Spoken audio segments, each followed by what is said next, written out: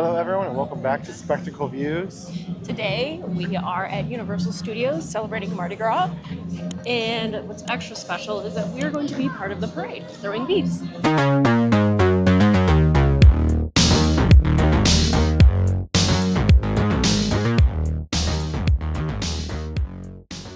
So we have been to this event a few times already since it started, but we wanted to save our video for this day.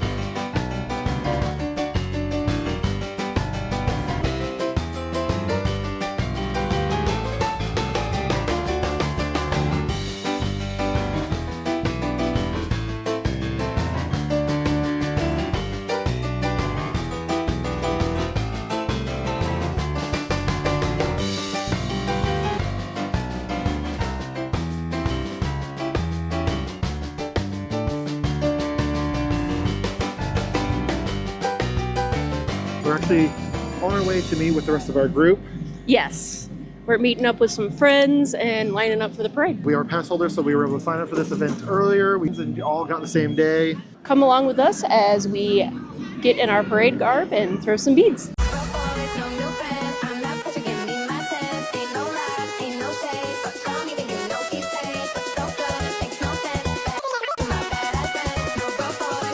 All right, so it's been a few minutes. As you can tell, we are in some garb. Yes, we got King Gator, the last big sparkle float. Yes, in the parade. it is the Universal Orlando like exclusive parade because it's Florida. Florida's known for gators. Yes. How do you do Mardi Gras in Florida? Gators. Gators. We just filmed the TikToks just a second ago, and we're all trying to disperse and get some food real quick because we got to be back here in about 30, 45 minutes, something like that. Then Yeah. butts have to be in the seat or we lose our spot. Yes, exactly. So let's go.